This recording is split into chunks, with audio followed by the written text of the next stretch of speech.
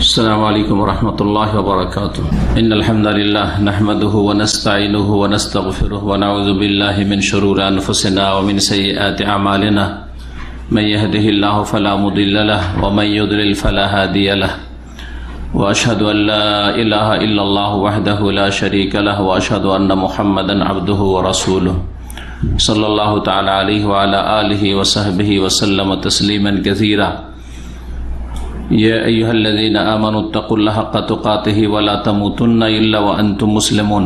يا أيها الناس اتقوا ربكم الذي خلقكم من نفس واحدة وخلق منها زوجها وبث منهما رجالا كثيرا ونساء واتقوا الله الذي تساءلون به والأرحم إن الله كان عليكم رقيبا. يا أيها الذين آمنوا اتقوا الله وقولوا قولا سديدا يصلح لكم أعمالكم ويغفر لكم ذنوبكم ومن يطع الله ورسوله فقد فاز فوزا عظيما. أما بعد فإن خير الحديث كتاب الله وخير الهدي هدي محمد صلى الله عليه وسلم وشر الأمور محدثاتها وكل محدثة بدعة وكل بدعة ضلالة وكل ضلالة في النار. أعوذ بالله من الشيطان الرجيم. وأن المساجد لله فلا تدعوا مع الله أحدا. আল্লাহ রাব্বুল আলামিনের যাবতীয় প্রশংসা যে আল্লাহ রাব্বুল আলামিন তার ইবাদত বন্দেগীর জন্য মসজিদ তৈরি করার নির্দেশ দান করেছেন এবং মসজিদের সেবা যত্ন করার, মসজিদ আবাদ করার জন্য নির্দেশ দান করেছেন।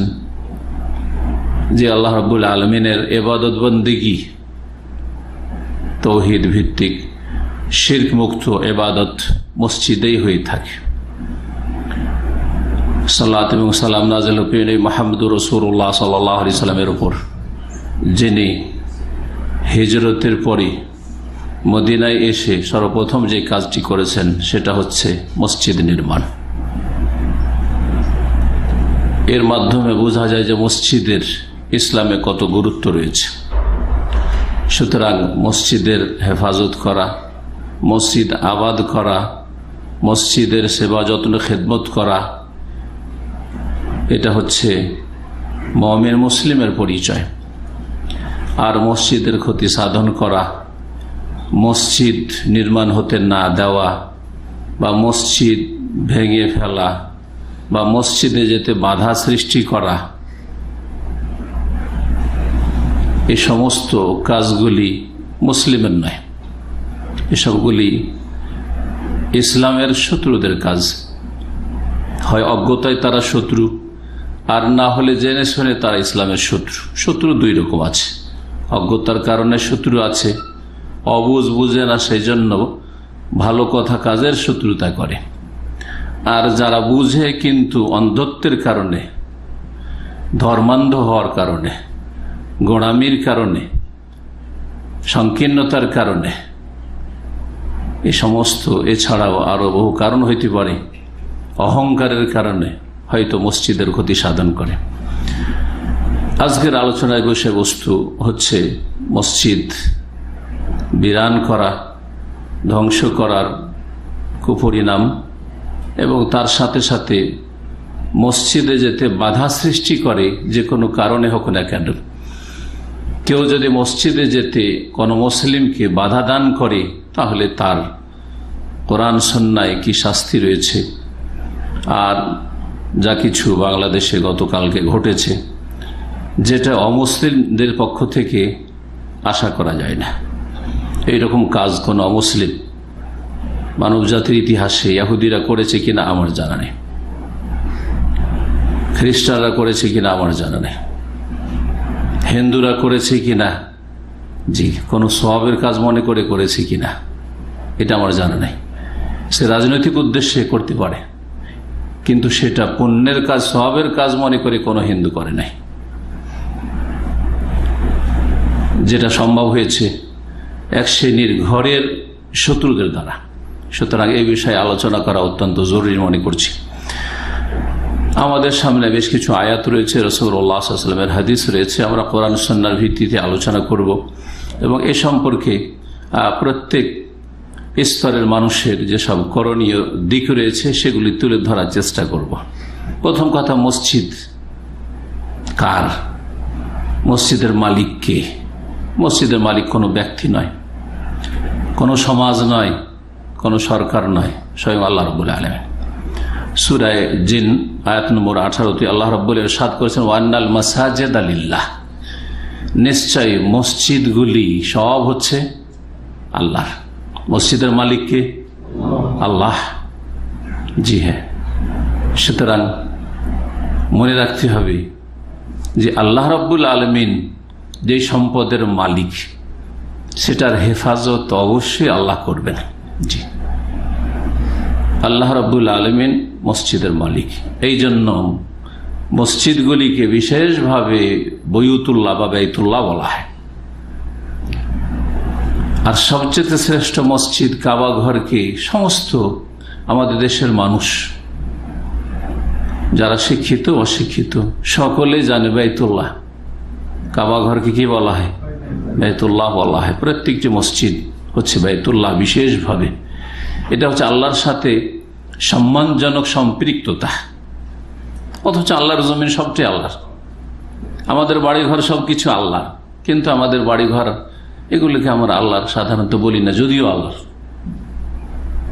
কারণ এই সম্পর্কটি হচ্ছে সম্মানজনক সম্পর্ক। সুতরাং সম্মানিত স্থানকে, পবিত্র স্থানকে আল্লাহর সাথে সম্পৃক্ত করে বাইতুল্লাহ মসজিদকে বলা হয়।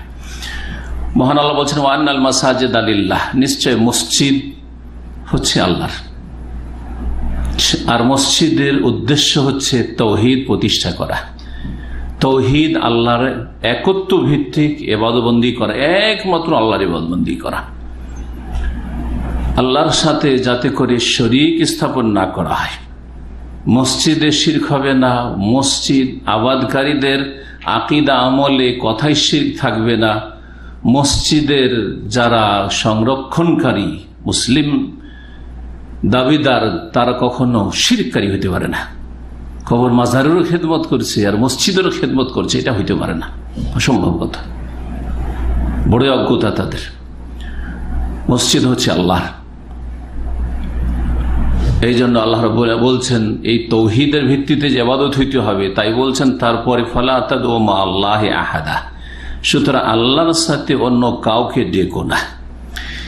এই আল্লাহ ছাড়া অন্যকে ডাকা বলে সমস্ত রকমের শিরকে বোঝানো হয়েছে। শুধু এই নয় যে আল্লাহ ছাড়া অন্যকে ডাকবেন না, কিন্তু আল্লাহ ছাড়া অন্যকে সিজদা করেন, আল্লাহ ছাড়া অন্যের জন্য মান্নত করেন, আল্লাহ ছাড়া অন্যের জন্য জবাই করেন, আল্লাহ ছাড়া অন্যের কবরের বা ঘরের আপনি তওয়াফ করেন, না না না না, সমস্ত ইবাদত বন্দেগী ফালা তাদউ মা আল্লাহি আহাদা, মানে আল্লাহ ছাড়া আর কারো ইবাদত করিও না। এখানে দুয়ার একটি মুখ্য ইবাদত হচ্ছে ডাকা। সমস্ত ইবাদত বন্দেগীর উদ্দেশ্য হচ্ছে আল্লাহকে ডাকা। সিজদাও আল্লাহকে ডাকার জন্য করি, রুকু করি আল্লাহকে স্মরণ করা, ডাকার জন্য। সমস্ত ইবাদত বন্দেগী আমরা করি আল্লাহকে স্মরণ রাখার জন্য আর ডাকার জন্য। সেই জন্য আল্লাহকে ডাকা বলে কোরআনের ভাষায় তৌহিদ বোঝানো হয়েছে। আর আল্লাহ ছাড়া অন্যকে ডেকো না বলে বহু আয়াত রয়েছে, এটা দিয়ে শিরক থেকে সতর্ক সাবধান করা হয়েছে। ফালা তাদউ মা আল্লাহি আহাদা। এই ছিল সূরা জিনের আয়াত। মসজিদের মালিক আল্লাহ রাব্বুল আলামিন এবং মসজিদ হবে তৌহিদ ভিত্তিক। আর তৌহিদ দুই প্রকার এখানে বলে দিই। তৌহিদের মেলা প্রকার শুনেছেন, হ্যাঁ তাই না? তৌহিদের যেটা প্রসিদ্ধ প্রকার তৌহিদ 3 প্রকার, ওটা শুনেছেন। এখন নতুন ভাবে আরেকটি দৃষ্টিভঙ্গি থেকে নতুন ভাগ শোনে আপনাদের কি, তৌহিদুল ইবাদাহ আর একটি হচ্ছে তৌহিদুল ইত্তিবা। ইবাদতের তৌহিদ মানে ইবাদত বন্দেগী একমাত্র এক সত্তার করবেন, এক জাতে পাকের করবেন, তিনি হচ্ছেন মহান আল্লাহ রাব্বুল আলামিন। একমাত্র ইবাদত কার হবে, এটি হচ্ছে তৌহিদুল ইবাদাহ। ইবাদতের ক্ষেত্রে তৌহিদ, রুবুবিয়াত আল্লাহর, আসমা সিফাত আল্লাহর, ইবাদত বন্দেগী উলুহিয়াত আল্লাহর, এটা হচ্ছে তৌহিদুল ইবাদাহ। জি হ্যাঁ, রবের ইবাদত করবেন, যার সুন্দর সুন্দর নাম রয়েছে, সুন্দর সুন্দর গুণাবলী রয়েছে, তার ইবাদত বন্দি করবেন। আর একটি তৌহিদ হচ্ছে তৌহিদুল ইত্তেবা, অনুসরণের ক্ষেত্রে তৌহিদ, অনুসরণের ক্ষেত্রে, ফলো করার ক্ষেত্রে একত্ব, অর্থাৎ অনুসরণ করবেন একমাত্র এক ব্যক্তিত্বকে, তার নাম হচ্ছে মুহাম্মদুর রাসূলুল্লাহ সাল্লাল্লাহু আলাইহি ওয়াসাল্লাম। সুতরাং এই দুটি কথার মাধ্যমে যে কথাটি বুঝাবো আপনাদেরকে, অনেক ওলামারা এইভাবে ভাগ করেছেন, আর এটা সঠিক ভাগ। যেমন আপনার তৌহিদ হইতে হবে ইবাদত বন্দেগীর ক্ষেত্রে, সুতরাং আপনার জীবনের প্রতিটি ক্ষেত্রে শিরক মুক্ত হবে, আল্লাহর জমিন শিরক মুক্ত করার জন্য সচেষ্ট হইতে হবে। তেমনি অনুসরণের ক্ষেত্রে একমাত্র এক ব্যক্তির অনুসরণ করবেন, তার মতো করে কারো অনুসরণ করবেন না, কাউকে ফলো করবেন না। ইবাদত বন্দেগী করবেন একমাত্র আল্লাহর, আর ইবাদত বন্দেগী করবেন একমাত্র কার তরিকাই? মুহাম্মদুর রাসূলুল্লাহ সাল্লাল্লাহু আলাইহি ওয়াসাল্লামের তরিকা। এটা হচ্ছে তৌহিদুল ইত্তেবা। জি, মসজিদ হইতে হবে এইরকম, যেখানে ইবাদত হবে একমাত্র আল্লাহ, আর ইবাদত বন্দেগী হবে একমাত্র রাসূলুল্লাহ সাল্লাল্লাহু আলাইহি ওয়াসাল্লামের তরিকায়। তিন বিদআত দিয়ে নামাজ শুরু হবে না। তাহলে তৌহিদুল ইত্তেবা ওই সব মসজিদে না যেখানে তিন বিদআত দিয়ে নামাজ শুরু হয় আর কয়েকটা বিদআত দিয়ে নামাজ শেষ হয়। নামাজ তো পড়ে নামাজ শুরু হয়, যাই নামাজের দোয়া দিয়ে নামাজ শুরু হয়, আর শুরু হয় সেখানে আপনার কি ইক্তাদাত বিহাজাল ইমাম দিয়ে নামাজ শুরু হয়, আর শেষ হয় সম্মিলিত মোনাজাত দিয়ে, আর কপালে হাত দিয়ে শোক প্রকাশ করা দিয়ে যে বিদআত করলাম, নামাজ তো কবুল হইল না। কথা বোঝা গেছে না? করে না বিদআতিরা? জি হ্যাঁ, এইরকম বহু বিদআত রয়েছে নামাজের শুরুতে, শেষে আর ভিতরে। এটা তৌহিদুল ইত্তেবা না, শিরক ফিল ইত্তেবা। অনুসরণের ক্ষেত্রে রাসূলুল্লাহ সাল্লাল্লাহু আলাইহি ওয়াসাল্লাম শরীক বানিয়ে দেওয়া, যেমন আল্লাহর সাথে শরীক বানানো চরম অপরাধ, যার ফলে শিরক হয়, আর ঠিক তেমনি রাসূলুল্লাহ সাল্লাল্লাহু আলাইহি ওয়াসাল্লামের সাথে শরীক বানাইলে বিদআত হয়। এই দুটো ধর্মের নামে চরম অন্যায় হয়ে থাকে, এই দুটো রোগের কারণে, তৌহিদুল ইবাদা না থাকার কারণে আর তৌহিদুল ইত্তিবা না থাকার কারণে। একজন মুসলিম যদি মুসলিম হয়, সবসময় তার অন্তরে মসজিদের তাজিম থাকবে। সেই মসজিদের সালাত যদি কেউ ভুল পন্থাতেও পড়ে, বিদআত দিয়েও পড়ে, তারপরে এই মসজিদ হিসাবে সেই মসজিদের শ্রদ্ধা সম্মান আমি একজন মুসলিম আমার অন্তরে থাকবে। বিদআতি তরিকায় নামাজ পড়ছে, তারপরে মসজিদের ইহতিরাম আমার অন্তরে আছে, কারণ সেই মসজিদ আল্লাহর ইবাদতের জন্য তৈরি করা হয়েছে। তাদের অজ্ঞতার কারণে, অন্ধত্বের কারণে, গোড়ামির কারণে, মূর্খামির কারণে, আর বহু কারণে, আর বিদআতি আলেমদের, বিদআতি মুরব্বীদের গুমরাহির কারণে জাতিকে গুমরাহ করে রেখেছে, যার ফলে ভুল তারা সালাত আদায় করছে। কিন্তু আমার অন্তরে একটা মসজিদের শ্রদ্ধা থাকতে হবে। কোরআন কারীম তা প্রমাণ করে। সূরা হজ আয়াত নম্বর ৩৯ আল্লাহ ইরশাদ করেছেন, যালিকা ওয়া মান ইউআযযিম শাআইরাল্লাহি ফাইন্নাহা মিন তাকওয়াল কুলুব। শুনে রাখো, আল্লাহর নিদর্শনাবলীর যারা তাজিম করে, শ্রদ্ধা সম্মান করে, এটা হচ্ছে মানুষের অন্তরের আল্লাহ ভীরুতার বাস্তব প্রমাণ। যদি আল্লাহর নিদর্শন সমূহের তাজিম, শ্রদ্ধা সম্মান, ইজ্জত আপনার অন্তরে থাকে, মর্যাদা থাকে, তাহলে জানতে হবে যে আপনার অন্তরে তাকওয়া আছে, আল্লাহ ভীরুতা আছে, এটা আপনার প্রমাণ। আর আল্লাহ রাব্বুল আলামিনের শাইরাতের বহু বচন, নিদর্শনাবলী অনেক রয়েছে। জি হ্যাঁ, অনেক রয়েছে। তার মধ্যে এক নম্বরে বলা যেতে পারে মসজিদ। এক নম্বরে বলা যেতে পারে মসজিদ। যেমন সাফা মারওয়া আল্লাহর শাইর, আল্লাহ ইন্না সাফাল মারওয়াতা মিন শাইরিল্লাহ। জি হ্যাঁ, রামিউল জামারাত, ওই যে পাথর মারে গিয়ে এতে হাজী সাহেবরা, সেগুলি শাইরুল্লাহ। মিনা, আরাফা, মুজদালিফা, যেগুলিতে বছরে একদিন 2 দিন যায়, এক রাকাতের জন্য মুজদালিফা, একটা দিনের জন্য, কয়েক ঘন্টার জন্য আরাফা, আর এই 2-3টা দিনের জন্য মেনাতে, এগুলি হচ্ছে শাইরুল্লাহ, এগুলির তাজিম। এমনকি আল্লাহ রাব্বুল ইবাদত বন্দেগী যে সব বস্তু বা বিষয় দিয়ে করা হয়, সেগুলি হচ্ছে শাইরুল্লাহ। সুতরাং কোরবানি হচ্ছে শাইরুল্লাহ, হাদির পশুকে শাইরুল্লাহর অন্তর্ভুক্ত বলা হয়েছে কোরআন কারীমে। জি, তো বলছিলাম যে মসজিদ হচ্ছে প্রথম সারির আল্লাহ রাব্বুল আলামিনের শাইরের অন্তর্ভুক্ত। ওমাই ইউআযিম শাইরাল্লাহ, যার আল্লাহর নিদর্শনাবলীর তাজিম, শ্রদ্ধা সম্মান করে, ইহতিরামের নজরে দেখে, এটি হচ্ছে তাদের অন্তরের তাকওয়ার প্রমাণ। এর বিপরীত যদি মসজিদের কোনো মর্যাদা তাদের অন্তরে না থাকে, তাহলে তাদের অন্তরে আল্লাহর ভয় নেই। এরা তাকওয়াবিহীন নামধারী মুসলিম, দাবিদার মুসলিম। যেমন মুনাফিকদের, মদিনার মুনাফিকদের অন্তরে কোনো মহব্বত ছিল না মসজিদে নববীর। কোনো মহব্বত ছিল না তাদের হজের, সালাতের, ইবাদত বন্দিগির, না আল্লাহ, না রাসূলের, না কোরআন, না সুন্নাহ। কিন্তু তারা দুনিয়ার গরজ লাভের জন্য মুসলিম সমাজে মুসলিম বলে পরিচিত ছিল। ঠিক এইরকমই ওরা, যাদের অন্তরে মসজিদের মর্যাদা নেই, মসজিদের যারা ক্ষতি সাধন করে, মসজিদে যেতে বাধা সৃষ্টি করে, মসজিদ যারা বিরান করে, মসজিদ যারা বিধ্বস্ত করে বা এর জন্য সচেষ্ট হয়, সরাসরি তাতে জড়িত অথবা পরোক্ষভাবে জড়িত এমন কিছু তাদের বক্তব্য রয়েছে সীমালঙ্ঘনমূলক, এমন কিছু তাদের আচরণ রয়েছে, এমনভাবে তার অসৎ নেতৃত্ব দিচ্ছে, ধর্মীয় নেতৃত্ব, যে মূর্খ জনগণকে লেলিয়ে দিচ্ছে, মূর্খ জনগণকে এই অন্যায় অপরাধের জন্য প্ররোচিত করছে। যেমন কেউ যদি মসজিদে জোরে আমিন বলে তো গলা টিপে ধরো, এরা হচ্ছে মসজিদ বিরানকারী। কেউ যদি মসজিদে মহিলাদেরকে নিয়ে যায় তাহলে তারা মসজিদে মহিলাদের ভোগ করতে চায়, এরা হচ্ছে প্ররোচনা দানকারী। এই অপরাধীদেরকে, যারা মসজিদ ভাঙ্গার দুঃসাহসিকতা দেখিয়েছে এবং তাদের চরম অন্যায়ের পরিচয় দান করেছে, এরা ঈমান ইসলামের পরিচয় দেয় নাই। আল্লাহ রাব্বুল ইরশাদ করেছেন সূরা বাকারা 114, ওমান আযলামু মিম্মান মানাআ মাসাজিদ আল্লাহ। ওর চাইতে অধিক জালেম কি হইতে পারে?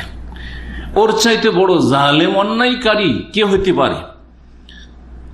যে বা যারা আল্লাহর মসজিদে যেতে বাধা সৃষ্টি করে, অথবা মসজিদ নির্মাণ করতে বাধা সৃষ্টি করে, মসজিদ আবাদ রাখতে বাধা সৃষ্টি করে। মিম্মান মানাআ মাসাজিদ আল্লাহ, এখানে সবগুলি শামিল, মসজিদে যাওয়াও শামিল। মসজিদে যাচ্ছেন না, রফেদান করলে মসজিদ থেকে ধাক্কা দিয়ে বের করে দেবো, আমিন জোরে বললে গলা টিপে ধরে ধাক্কা দিয়ে বের করে দেবো। মসজিদ যদি মহিলাদের নিয়ে আসা হয় তাহলে আলটিমেটাম দেবো, এই মসজিদ ভেঙে ফেলতে হবে। মসজিদের বিরুদ্ধে লক্ষ লক্ষ লোক বেরিয়ে পড়বে রাস্তায়। আজকে যদি একটা মাজার ভাঙা হইতো বাংলাদেশে, যেটা ফরজ, সরকারের জন্য ফরজ, জনগণের জন্য ফরজ নাই, মাজার যদি সরকারও ভেঙে ফেলতো, লক্ষ লক্ষ লোক রাস্তায় নেমে যেত।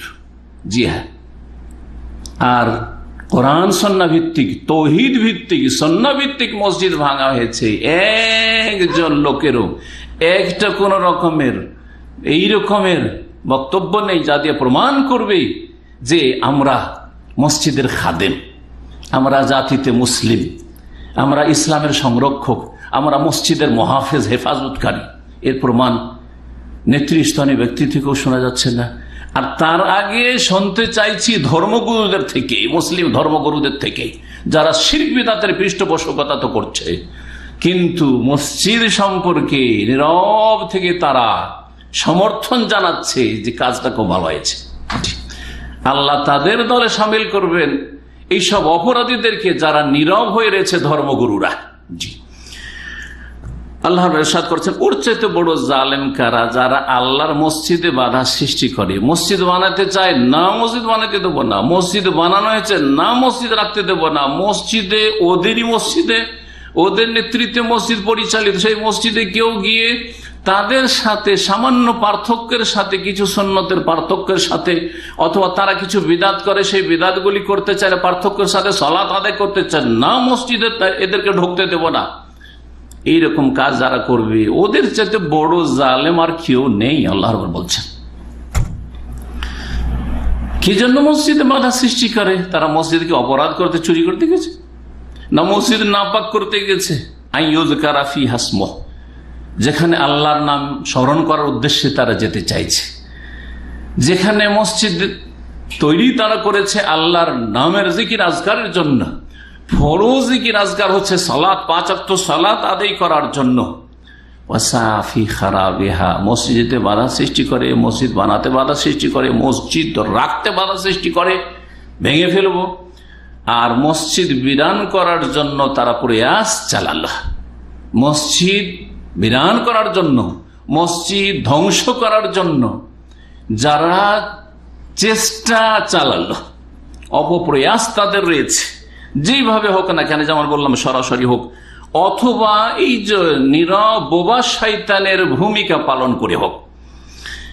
উলাইকা মা কানা লাহুম আন ইয়াদখুলুহা ইল্লা খায়ফিন, আল্লাহ বলছেন যারা মসজিদে বাধা সৃষ্টি করে বা মসজিদ বিরান করে তাদের সম্পর্কে আল্লাহ চান না যে তারা মসজিদে যাক।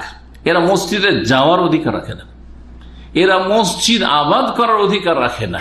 মসজিদে কখনো যদি তাদের ঢোকার প্রয়োজন হয় তাহলে তারা ভীত সন্ত্রস্ত হয়ে যাতে ঢুকে, প্রশাসন তাদেরকে এমন ভীত সন্ত্রস্ত রাখবে, সোজা হয়ে ঠান্ডা হয়ে মসজিদে ঢুকবে আর মসজিদে সালাত আদায় করে সোজা বেরিয়ে আসবে। জি হ্যাঁ, মা কানা লাহুম আন ইয়াদখুলুহা ইল্লা খায়ফিন।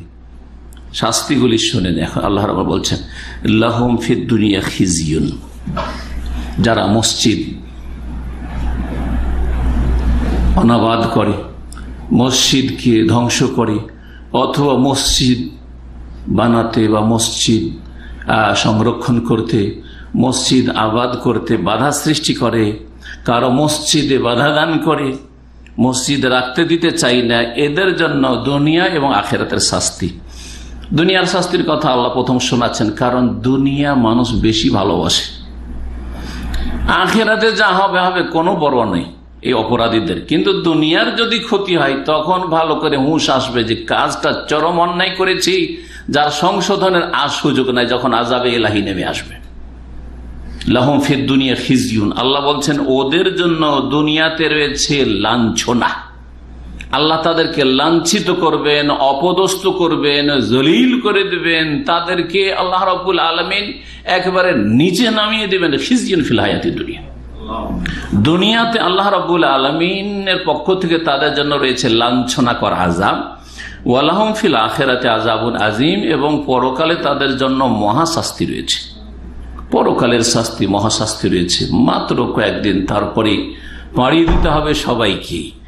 যেইভাবে জীবন যাপন করেন না কেন সেখানে মহাশাস্তি রয়েছে, তার অপেক্ষায় অপরাধীরা। মসজিদ যারা ভেঙেছে, মনে রাখবেন মসজিদ কারা ভেঙেছে বা কারা ভাঙে, মসজিদকে বিরান কারা করে। সমাজের ঢালাহারে সবাইকে আমরা অপরাধী বলবো না, সবাইকে অপরাধী বলবো না। এমনকি বাবরি মসজিদ যে ভেঙেছে ভারতের এক শ্রেণীর হিন্দুরা, সব হিন্দুদের উপর আমরা দোষারোপ করলে সেটা অবিচার হবে। যদি বলেন হিন্দুরা ঢালাহারে বলেন, এটা আপনার সূক্ষ্ম কথা নয়, অবিচারের কথা। বাবরি মসজিদ ভাঙা হয়েছে, কোটি কোটি মসজিদ আছে ভারত, কিন্তু বাবরি মসজিদ শুধু ভাঙা হয়েছে কেন?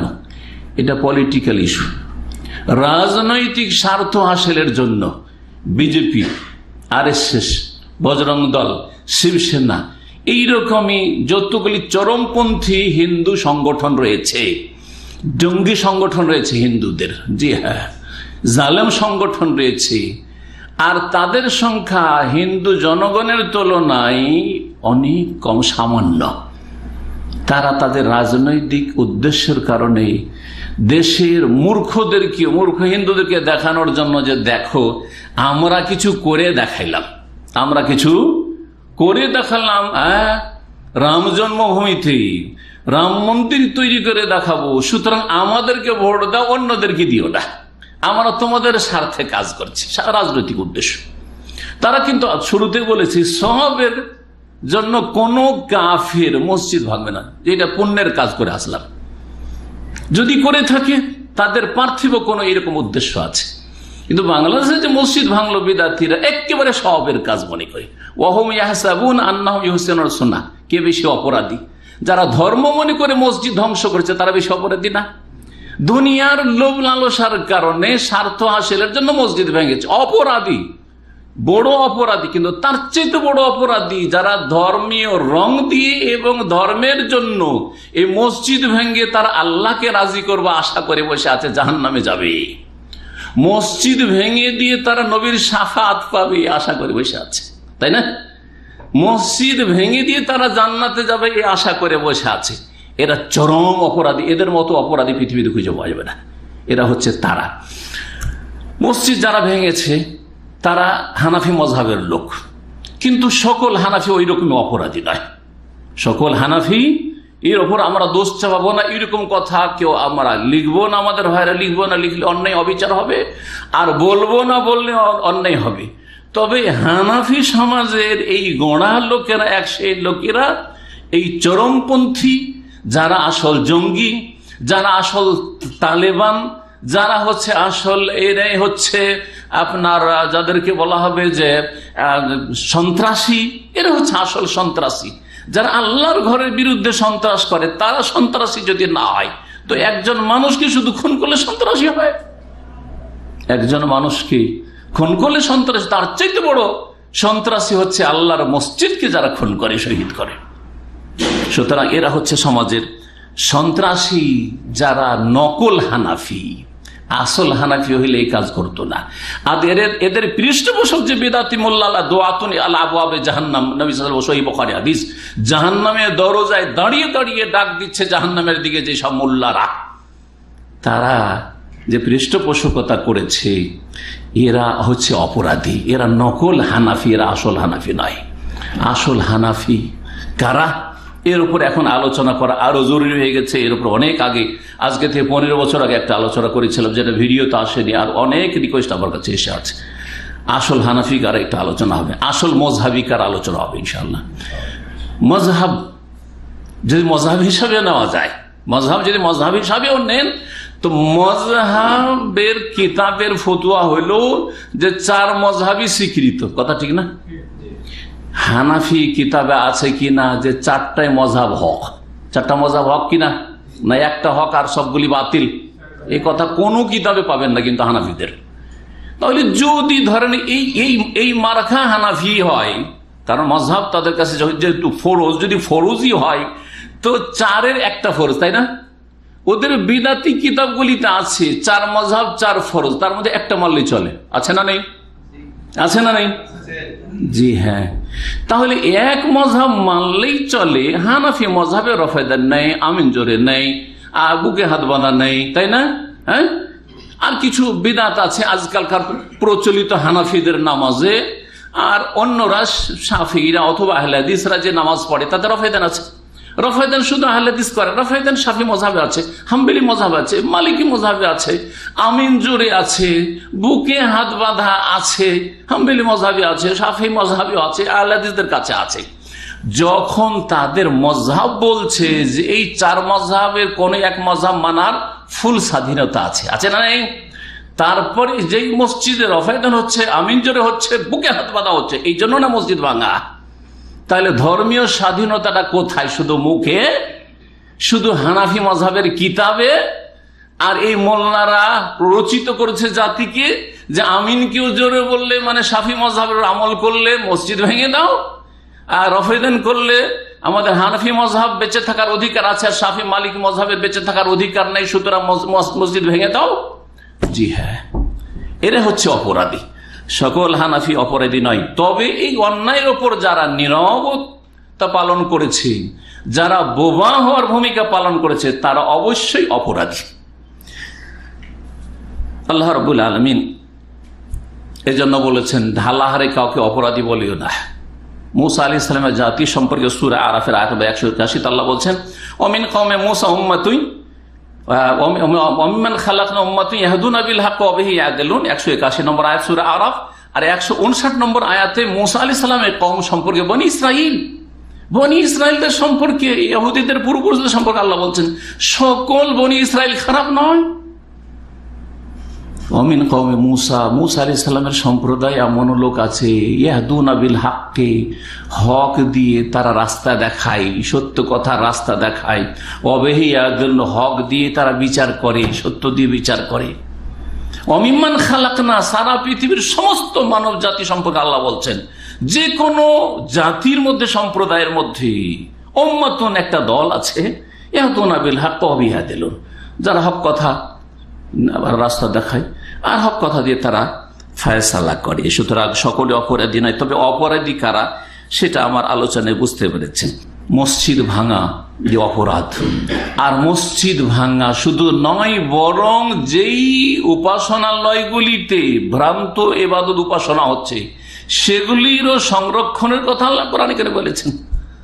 সূরা হজ পড়ে দেখেন, এই জন্য কোন একজন মানুষের জন্য জায়েজ নাই যে অলরেডি আগে থেকে একটা ধরেন মন্দির তৈরি আছে, আগে থেকেই আপনার মুসলিম দেশে হোক বা যেখানে হোক আগে থেকে সেখানে তৈরি আছে আপনার গির্জা, আর গিয়ে একদল গিয়ে ভেঙে দেবেন, না না না, জি না।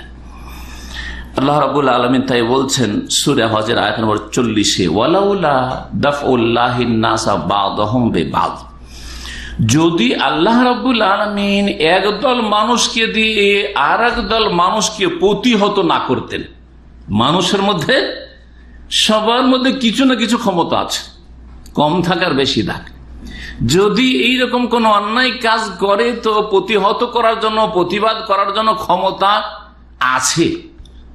একদলকে দিয়ে আর এক দলকে যদি প্রতিহত না করতেন, যেমন জনগণ যদি বাড়াবাড়ি করে, যেমন মসজিদ ভেঙেছে জালেমেরা, এদের প্রতিহত করার জন্য প্রশাসন আছে, সরকার আছে, দেশের এলাকার দায়িত্বশীলরা আছে, জি হ্যাঁ, বিচক্ষণ মানুষেরা আছে।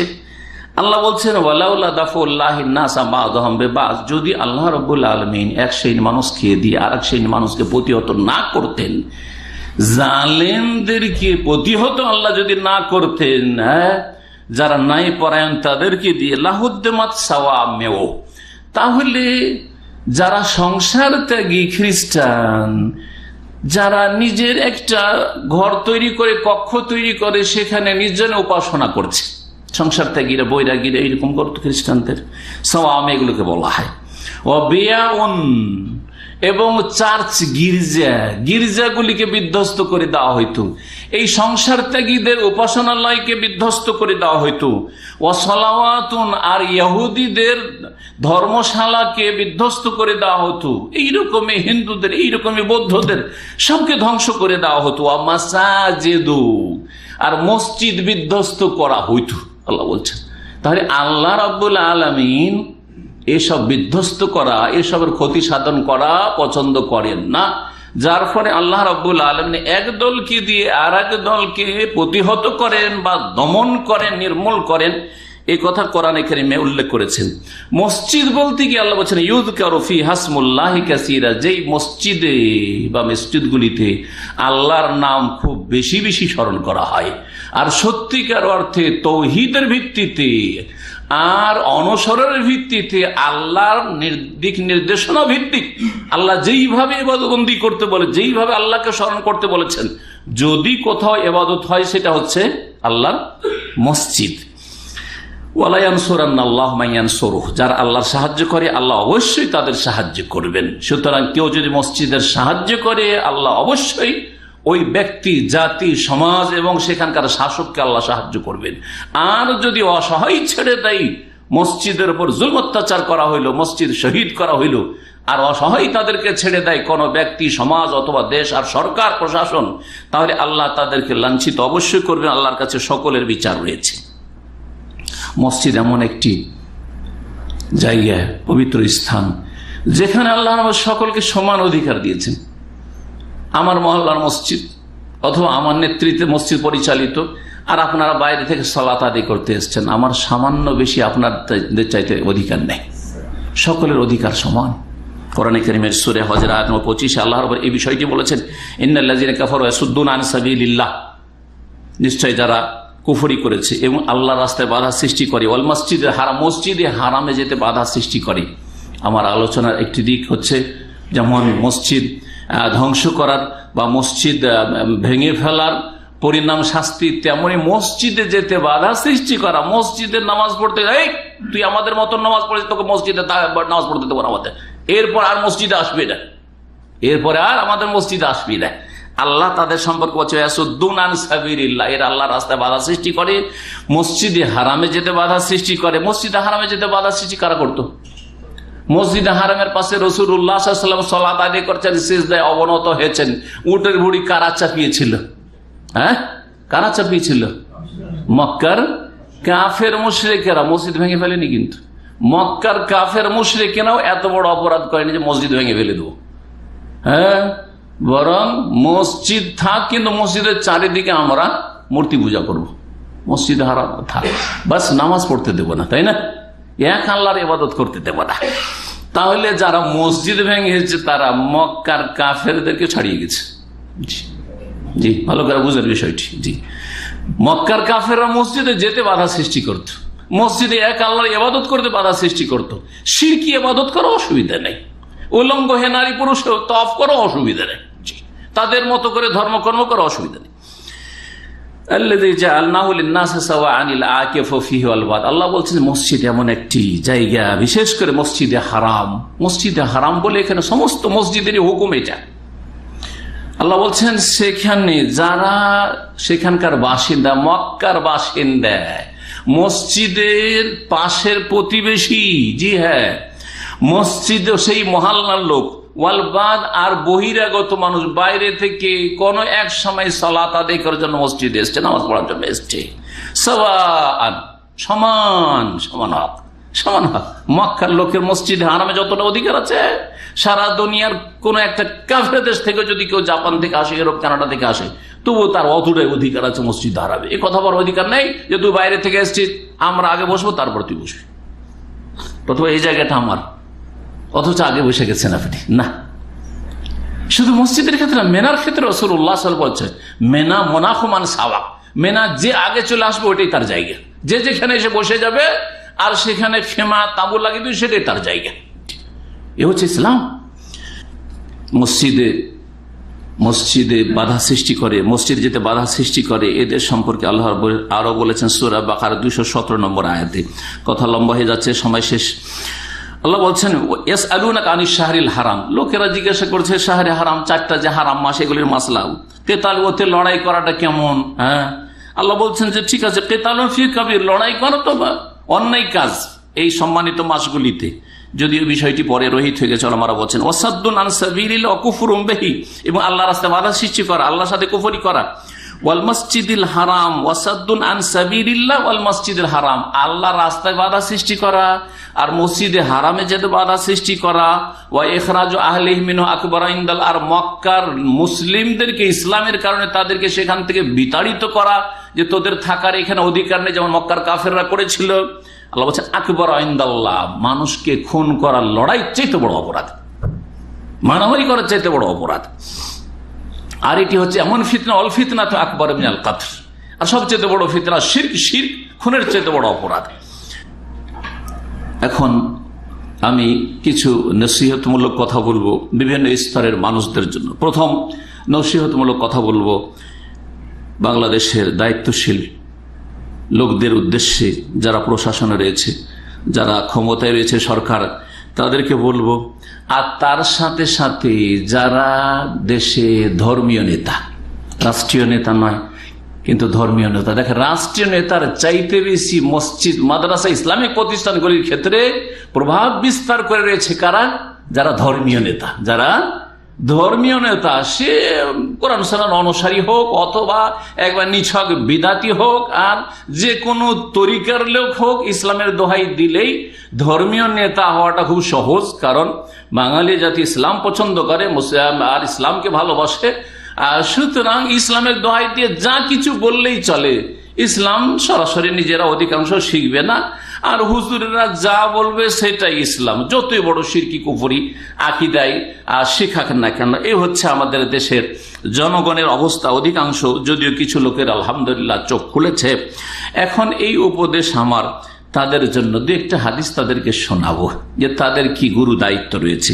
আবু বকর সিদ্দিক রাদিয়াল্লাহু তাআলা প্রথম খলিফা রাসূলুল্লাহ সাল্লাল্লাহু আলাইহি ওয়াসাল্লাম, তিনি বর্ণনাকারী এই হাদিসে বলছেন ফাইন্নী সামি'তু রাসূলুল্লাহ সাল্লাল্লাহু আলাইহি ওয়াসাল্লাম, রাসূলুল্লাহ সাল্লাল্লাহু আলাইহি ওয়াসাল্লামকে বলতে শুনেছি, ইয়াকুল ইন্নান নাসা ইযা রাআউ মুনকারান, মানুষ যখন কোনো অন্যায় অপরাধ দেখবে, ফালাম ইউগাইয়িরুহু, কিন্তু সেটার অবসান ঘটালো না, সেটা সেই অন্যায়কে দূর করলো না, সেই অপরাধকে বা অপরাধীদেরকে নির্মূল করলো না, ইউশিকু আন ইয়াউম্মাহুমুল্লাহু বিইকাবিহি, বড়ই সম্ভাবনা রয়েছে যে আল্লাহ সকলের উপর আযাব নাজিল করে দেবেন।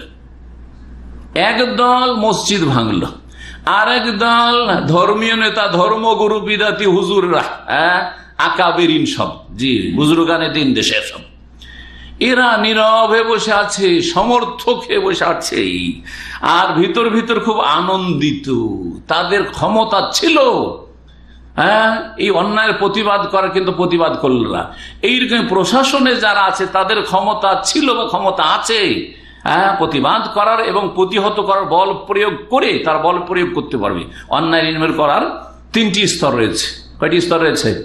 3টি স্তর রয়েছে। সহিহ মুসলিম নবী করিম সাল্লাল্লাহু আলাইহি ওয়াসাল্লাম বলেছেন, একটা হচ্ছে যদি বল প্রয়োগ করার ক্ষমতা থাকে, বল প্রয়োগ করে অন্যায়কে নির্মূল করতে, অন্যায়কারীকে প্রতিহত করতে হবে। সুতরাং যারা মসজিদ ভেঙেছে বা ভাঙছে, বল প্রয়োগ করে তাদেরকে উচিত শাস্তি দিতে হবে, দৃষ্টান্তমূলক শাস্তি দিতে হবে, যাতে করে যারা পরবর্তীকালে এরকম অসৎ উদ্দেশ্য নিয়ে দেশে জীবনযাপন করছে, বেঁচে আছে, তারা আর এই অসৎ সাহস না করে। এবং যারা ধর্মীয় নেতা, তাদেরকে এই ক্ষেত্রে যথাযথ ভূমিকা নিতে হবে, আর না হলে রব্বুল আলামিনের কাছে জবাবদেহি করতে হবে। রাসূলুল্লাহ সাল্লাল্লাহু আলাইহি ওয়াসাল্লামের এই হাদিস ইবনে মাজাহ রয়েছে, তিরমিজিতে রয়েছে, আবু দাউদে রয়েছে, ইন্নান নাস ইযা রাআউ যালিম, মানুষ যদি কোন জালেমকে দেখে যে জুলুম করছে, ফালাম ইয়াখুযু আলা ইয়াদাইহি, আর তার হাত ধরে বল প্রয়োগ করে বাধা দিতে পারে, বল প্রয়োগ করে বাধা দিল না। একটা স্তর বললাম। আর একটা স্তর হচ্ছে কথার দ্বারা বাধা দেওয়া। যে বেদাতি সমাজের আলেমরা রয়েছে, আমাদের হানাফি সমাজের লোকেরা, অপরাধীরা, এই চরমপন্থীরা মসজিদ ভেঙেছে, হানাফি সমাজের আলেমরা আছে না নেই? দেওবন্দি আলেম আছে, তবলিগি আলেম আছে, জামাত ইসলামীর আলেমরা আছে, আর আপনার সারসিনার আলেম আছে, চরমনাইর আলেম আছে, আর কত তরিকাওয়ালা আছে, সব তরিকাওয়ালাদের আলেমরা আছে। এই সকলের দায়িত্ব হচ্ছে কমপক্ষে কথার দ্বারা বল প্রয়োগ করার ক্ষমতা থাকলে বল প্রয়োগ করবে, আর যদি ক্ষমতা না থাকে তাদের কথার দ্বারা অন্যায়কে প্রতিহত করবে, অন্যায়কে সমাজ থেকে নির্মূল করার চেষ্টা করবে, যাতে করে আগামীতে এরকমটা না হয়। যদি না করে তো এই বিদাতি আলেম সমাজকে বলছি, আর নেতৃস্থানীয় ব্যক্তিদেরকে বলছি, নবী করিম সাল্লাল্লাহু আলাইহি ওয়াসাল্লাম এই হাদিস স্মরণ করিয়ে দিচ্ছি। যখন জালেমকে দেখলো যে জুলুম করলো, ফালাম ইয়াখুযু আলা ইয়াদাইহি, আর তাদের হাত ধরে বাধা দিতে পারবে অথবা কথার দ্বারা বাধা দিতে পারবে, দিল না, আউশাকা আন ইয়াউম্মাহুমুল্লাহু বিআকাব, বড়ই সম্ভাবনা রয়েছে যে আল্লাহ তাদেরকে সকলকে আযাব দিয়ে শাস্তি দেবেন। শুধু আযাব ওই কয়েকটা অপরাধীর ওপর আসবে না যারা সরাসরি মসজিদ ভেঙেছে, বরং মসজিদ ভাঙার যারা নীরব তামাশা দেখেছে এবং মসজিদ ভাঙার ওপর চুপচাপ বসে আছে, তাদের সকলকে আল্লাহ আযাব দিয়ে ধ্বংস করবেন। আরেকটি হাদিস রয়েছে এই মর্মেই, রাসূলুল্লাহ সাল্লাল্লাহু আলাইহি ওয়াসাল্লামের, আবু দাউদে, মা মিন কওমিন ইউমানু ফীহিম বিল মাআসি, যে কোনো সম্প্রদায়ের মাঝে যদি পাপাচার থাকে, অন্যায় কাজ হচ্ছে, সুম্মা ইয়াকদিরুনা আলা ইউগাইয়িরু, তারপরে সেই অপরাধকে দূর করতে পারবে, পাপকে দূর করতে পারবে, ওয়ালা ইউগাইয়িরুন বা সুম্মা লা ইউগাইয়িরুন, কিন্তু অপরাধকে দূর করলো না, অপরাধীকে নির্মূল করলো না, ইল্লা ইউশিকা ইয়াউমাহুল্লাহু বিআকাব। সবগুলি কথা একই রকমের নবী করিম সাল্লাল্লাহু আলাইহি ওয়াসাল্লামের এই মর্মে যে আল্লাহ রাব্বুল আলামিনের আযাব সকলকে শামিল হবে। এই হাদিস আপনার কয়েকটি হাদিসের কিতাবে রয়েছে এবং হাদিস আল্লামা আলবানী রাহিমাহুল্লাহ কয়েকটি তার কিতাব, তার মধ্যে সিলসিলা সাহিহা সাহিহা যে সিরিজ রয়েছে 3353 নম্বর হাদিস সহিহ বলেছেন। আর একটি হাদিস আপনাদেরকে শোনায়, মুসনাদ আহমদ তিরমিজির হাদিস, হাদিসটি হাসান। হুযায়ফা রাদিয়াল্লাহু তাআলা আনহু বর্ণিত বলছেন যে নবী করিম সাল্লাল্লাহু আলাইহি ওয়াসাল্লাম বলছেন, ওয়াল্লাযী নাফসি বিয়াদি, সে আল্লাহর কসম করে বলছে যার হাতে আমার প্রাণ রয়েছে, লা তা'মুরুনা বিল মারুফ, তোমরা অবশ্যই ভালো কাজের নির্দেশ দেবে, আর কি করবে, ওয়ালা তানহাউনা আনিল মুনকার, অন্যায় কাজে বাধা দেবে, বল প্রয়োগ করে, একটা না পারলে কথার দ্বারা, কলমের দ্বারা, আর সেটাও না পারো তাহলে অন্তর থেকে ঘৃণা করে প্রতিবাদ করবে। মসজিদের ক্ষেত্রে অন্তর থেকে ঘৃণা করার স্তরে বাংলাদেশের একজন নাগরিক নেই, সবাই বলতে পারবে, মুখ খোলার স্বাধীনতা সবার আছে এই জালেম এবং এই জুলমের বিরুদ্ধে, অত্যাচারের বিরুদ্ধে। সুতরাং কেউ যদি মুখ না খোলে, ওপরেরটা পারছে, নিচে নেমে শুধু অন্তর থেকে আমরা এটা ভালো মনে করি না, এইটাকে আমরা খারাপ মনে করেছি, কিন্তু মুখ খুললো না। নবী করিম সাল্লাল্লাহু আলাইহি ওয়াসাল্লাম বলছেন, আউলা ইউশিকান্নাল্লাহু আন ইয়াবাসা আলাইকুম ইকাবাম মিনহু, আল্লাহর পক্ষ থেকে আযাব আল্লাহ নামিয়ে দেবেন, সুম্মা তাদউনাহু, তারপরে তোমরা আল্লাহর কাছে দোয়া করতে থাকবে। বিশ্ব ইজতেমায় গিয়ে বছরে 2 বার বিশ্ব ইজতেমায় দোয়া করতে থাকবে, ফালা ইউস্তাজাবু লাকুম, তোমাদের দোয়া কবুল হবে না। না বিদাতি দোয়া কবুল হবে, না তোমাদের এই সুন্নতি দোয়া কবুল হবে, না ঈদের দোয়া কবুল হবে, আর না জুমার দোয়া কবুল হবে, আর না তোমাদের 5 ওয়াক্ত সালাতের দোয়া কবুল হবে, না বাড়িতে দোয়া কবুল হবে, না মসজিদে দোয়া কবুল হবে। কারণ জাতি হচ্ছে জালেম, জাতির নেতৃস্থানীয় ব্যক্তি হচ্ছে জালেম, জাতির ধর্মগুরুরা হচ্ছে জালেম, জুলমে শরিক রয়েছে। আল্লাহ রাব্বুল আলামিন যেন সকলকে হেদায়েত দান করেন এবং যার যে দায়িত্ব রয়েছে এই ক্ষেত্রে যথাযথ দায়িত্ব পালনের তৌফিক যেন দান করেন। মসজিদ যারা ভেঙেছে তাদের সাদৃশ্যতা রয়েছে কার সাথে জানেন? ভাঙার জন্য কারা এসেছিল? মক্কার কাফেররা 360টা মূর্তির পূজা করেছে, মসজিদ ভাঙেনি। কিন্তু মসজিদ ভাঙেছে, মসজিদ থাক বা মসজিদের চারিদিকে আমরা 360টা মূর্তির পূজা করবো, কথা ঠিক না? তাহলে মসজিদ ভাঙার জন্য এসেছিল একজন অপরাধী, সে হচ্ছে আবরাহা। এও হাবশি নিগ্রো ছিল, ইয়ামানে তাকে দায়িত্বশীল করে পাঠিয়েছিল রোমান শক্তি। এই ব্যক্তি মসজিদ ভাঙার জন্য এসেছিল, তার পরিণাম কি হয়েছিল আপনাদের জানা আছে। সূরা ফিলের হস্তি বাহিনীর ঘটনা জানা আছে। শুধু তাকে আল্লাহ ধ্বংস করেননি, তার সাথে যত সহযোগীরা এসেছিল তাদেরকে আল্লাহ ধ্বংস করেছেন। সে যে হাতি নিয়ে এসেছিল, হাতিকে আল্লাহ ধ্বংস করেছেন। এই জন্য আসহাবুল ফিল বলা হয়েছে, হস্তি বাহিনী। কিভাবে ধ্বংস করেছেন? আল্লাহকে বড় কিছু ব্যবহার করার প্রয়োজন হয়নি, আসমান থেকে বড় কিছু নেওয়ার প্রয়োজন হয়নি। একেবারে ক্ষুদ্র পাখি, আর এক একটা পাখিকে 3টে করে কঙ্কর, হিজারাতাম মিন সিজ্জিল, ছোট ছোট কঙ্কর, একটা মুখে 2টো পায়ে, আর একটা করে এই ক্ষুদ্র কঙ্করটা হচ্ছে অ্যাটম বম, আজকালকার অ্যাটম বম। আল্লাহর যেহেতু তৈরি করা, আল্লাহর তৈরি করা। কিভাবে তাদেরকে আল্লাহ ধ্বংস করে? ফাজা আলাহুম কাসফিন মাকুল, তাদেরকে শুধু ভূষা বানাননি আল্লাহ, ভুসি বানাননি। কি বানিয়েছেন? ভক্ষিত ভুসি, বুঝলেন? ভক্ষিত ভুসি, মাকুল আকালা থেকে, আকাল মানে খাওয়া। ভূষা গরুতে খেলু, বোঝা গেছে? আর ভুসি ময়া গরুতে খাওয়ার পরে সেটা কি হজম হইল পেটে, আর পেটে হজম হওয়ার পরে নেদির সাথে গোবরের সাথে বেরোলো। এই গোবরের সাথে বেরিয়ে যে গোবরটা, এই যে ভুসিগুলো থাকে, ভক্ষিত ভুসি যেই রকম অবস্থায় থাকে সেই অবস্থা করে দিয়েছে আল্লাহ রাব্বুল আলামিন হস্তিকে আর হস্তি বাহিনীকে, আবরাহাকে আর আবরাহার সমস্ত সেনাবাহিনীকে, যারা মসজিদ ধ্বংস করার জন্য এসেছিল। এত সহজ বিষয় নয় যে আল্লাহ ছেড়ে দেবেন। ইন্না বাতশা রাব্বিকা লাশাদীদ। হে জাহেল মুসলিম জাতি, যারা মসজিদ ভেঙেছ, মসজিদ ভাঙার পিছনে ইন্ধন জগিয়েছ, আল্লাহর আমার পকড়া ওই রকমের রয়েছে। এবং তোমরা আবরাহার উম্মত হওয়ার পরিচয় দিয়েছ, তোমরা আবরাহার অনুসারী হওয়ার পরিচয় দিয়েছ, তোমরা মুহাম্মদ রাসূলুল্লাহ সাল্লাল্লাহু আলাইহি ওয়াসাল্লাম উম্মত হওয়ার পরিচয় দাও নাই। আল্লাহ রাব্বুল আলামিন সূরা আনফালের আয়াত নম্বর 34 ইরশাদ করেছেন, ওমা লাহুম আল্লা ইউআযিবাহুমুল্লাহ। আল্লাহর এমন কি হয়েছে যে আল্লাহ তাদেরকে আযাব শাস্তি দেবেন না? অথচ ওয়াহুম ইয়াসুদ্দুনা আনিল মাসজিদিল হারাম, অথচ তারা মসজিদে হারামে বাধা সৃষ্টি করেছে। মসজিদে বাধা সৃষ্টি যারা করে তাদেরকে আল্লাহ কেন আযাব দেবেন না? এমন কোন বাধা আছে আযাব দিতে? আল্লাহ বলছেন জি, মসজিদে হারামের যেই হুকুম, যে কোনো মসজিদের সেই হুকুম, যদি সেই মসজিদ তৌহিদের জন্য কায়েম হয়ে থাকে, এই মসজিদ মুসলিম জাতির ক্ষতি সাধনের জন্য কায়েম হয়নি, বরং স্বাধীন দেশে বাস করেন, ধর্মীয় স্বাধীনতা রয়েছে। আরে যদি মানুষের বাক স্বাধীনতার নামে নাস্তিকতার স্বাধীনতা থাকে, ধর্মীয় স্বাধীনতার নামে যদি শিরক কুফরি করার স্বাধীনতা থাকে, ধর্মীয় স্বাধীনতার নামে যদি গায়রুল্লাহকে সেজদা করার আর মাজারে তওয়াফ আর মাজারে গিয়ে ইয়া বাবা করার যদি স্বাধীনতা থাকে, সেখানে সেই স্বাধীনতায় বাধা দেওয়ার অধিকার নেই তাদের দেশের আইনে, তাহলে মসজিদে যে কোনো তরিকার নামাজ পড়ুক না কেন, ফুল স্বাধীনতা এটা দেশের আইন দান করছে। সুতরাং যারা এতে বাধা সৃষ্টি করেছে, যারা বিরান করেছে, তাদেরকে আল্লাহ কেন আযাব দেন না? ওমা কানু আউলিয়া, এরা মসজিদের বন্ধু নয়। ইন আউলিয়া ইল্লাল মুত্তাকুন, মসজিদের বন্ধু দোস্ত ওরাই যারা আল্লাহ ভীরু, এরা আল্লাহ ভীরু নয়। ওয়ালাকিন্না আকসারান নাসি লা ইয়ালামুন। আল্লাহ রাব্বুল আলামিন আযাব দেন, কিন্তু আযাব তড়িতে আসে না কেন? শীঘ্রই সাথে সাথে কেন আযাব দেন না? এর বিভিন্ন কারণ রয়েছে। সেই কারণ সূরা ফাতির আয়াত নম্বর 55 আল্লাহ রাব্বুল আলামিন উল্লেখ করেছেন, যে হুমুল্লাযিনা কাফারু ওয়া সাদ্দুকুম আনিল মাসজিদিল হারাম ওয়াল হাদিয়া মাকুফান আন ইয়াবলুগা মাহিল্লাহ। হুদায়বিয়ার সন্ধির সময় রাসূলুল্লাহ সাল্লাল্লাহু আলাইহি ওয়াসাল্লাম হুদায়বিয়া নামক স্থানে আসলেন, আর কাফেররা কি করলো?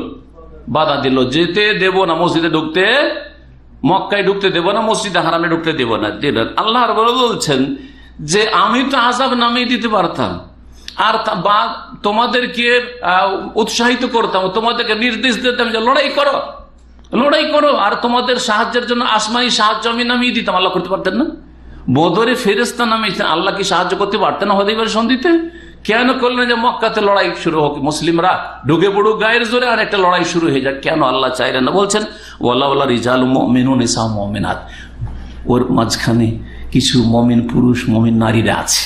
জি হ্যাঁ, লাম তা'লামু, তাদের সকল নাম ধরে চেনো না যে কে মুসলমান হয়ে গেছে, কিন্তু লুকিয়ে রেখেছে ইসলামকে জানের ভয়ে। অনেকে এরকম ইসলাম গ্রহণ করেছিল, আর হিজরতও করতে পারছে না, আর প্রকাশও করতে পারছে না।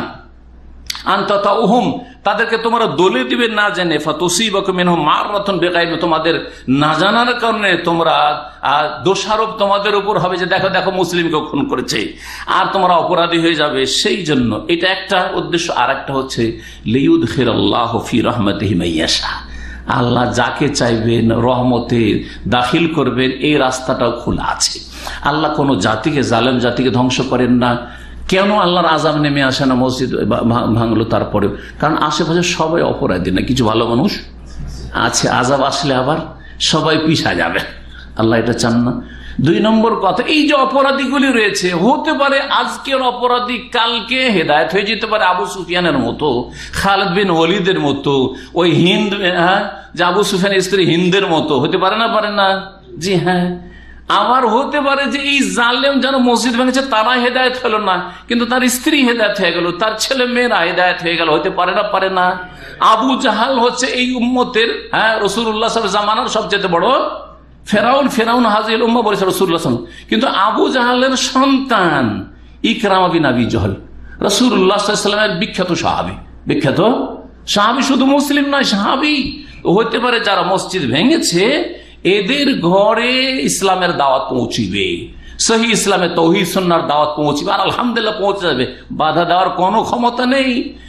তাওহীদ সুন্নাতের দাওয়াত প্রচার প্রসার এমন হচ্ছে যে হঠাৎ করে রাতারাতি ওর স্ত্রী হেদায়েত হয়ে গেল, অথচ কালকে সে মসজিদ ভেঙেছে, ওর ছেলে মেয়ে হেদায়েত হয়ে গেল, আর এক মসজিদে যাচ্ছে। লন্ডনে পাশাপাশি 2টো মসজিদ আছে, একটা দেওবন্দি মসজিদ, একটা সালাফি মসজিদ। আমার কাছে কালকেই টেলিফোন, অনেকক্ষণ ধরে, সে মসজিদে দায়িত্বশীল, বলছে শাইখ এখানে আমাদের অনেক ছেলেরা আছে, যে ছেলে আমাদের মসজিদে, সালাফি মসজিদে, আহলে হাদিস মসজিদে নামাজ পড়ার জন্য আসছে, আর বাপ বুড়া হাড্ডি বুড়া হয়ে গেছে, বিদাত করে করে ওই দেওবন্দি মসজিদে নামাজ পড়ছে। কথা বুঝতে পারছেন না? থামতে পারবেন না, মসজিদ ভেঙে থামতে পারবেন না। বাবরি মসজিদ ভেঙেছিল একটি মসজিদ ভারতে, কিন্তু জানেন এখন তো প্রায় 30 বছর বা তারও বেশি হয়ে গেল ঘটনা, বাবরি মসজিদ ভাঙার ঘটনা। মসজিদ ভাঙার মাত্র 5-10 বছর পরের খবর যেটা আমি জানি, যে হাজার হাজার মসজিদ ভারতে তৈরি হয়েছে। আমার জানা মতে শুধু পশ্চিমবঙ্গে কয়েক হাজার মসজিদ তৈরি হয়েছে। একটা মসজিদ হিন্দু এক শ্রেণীর লোকেরা ভেঙেছে, কিন্তু কয়েক হাজার মসজিদ তৈরি হয়েছে গোটা ভারতে। জি হ্যাঁ, সুতরাং কোন দাওয়াতকে এইভাবে ঠেকানো সম্ভব নয়, যেই পথটা এই অপরাধীরা অবলম্বন করেছে বা তাদের পৃষ্ঠপোষক ধর্মগুরুরা। সমাজের ভাতৃমণ্ডলী, হুদায়বিয়ার সন্ধির সময় বাধাপ্রাপ্ত রাসূলুল্লাহ সাল্লাল্লাহু আলাইহি ওয়াসাল্লাম, সাহাবায়ে কেরামদের মনের অবস্থা কত খারাপ ছিল না? ছিল না? আপনাদেরও মন চরম ব্যথিত, অন্তরে যে ব্যথা পেয়েছেন মসজিদে শহীদ হয়, ঠিক না? কিন্তু না, ধৈর্য ধারণ করুন। জি হ্যাঁ, এবং সুসংবাদ নিন, সুসংবাদ রয়েছে। রাসূলুল্লাহ সাল্লাল্লাহু আলাইহি ওয়াসাল্লাম 6ষ্ঠ হিজরিতে ফিরে আসলেন হুদায়বিয়ার সন্ধি করে। সন্ধিতে ওদেরকে যে ছাড় দিতে হইল, কত ছাড় জানা আছে? চুক্তি লিখতে গিয়ে বিসমিল্লাহির রহমানির রহিম, কাফেররা কি বলল? ওমর রহমান, রহমান বুঝি না, রহমান লিখতে দেবো না। কি লিখতে হবে? বলছে বিসমিকা আল্লাহুম্মা, বিসমিকা আল্লাহুম্মা লেখো, রহমান রহিম লিখতে দেবো না। গেল, এখানে মেনে নিতে হইল কাফেরদের কথা।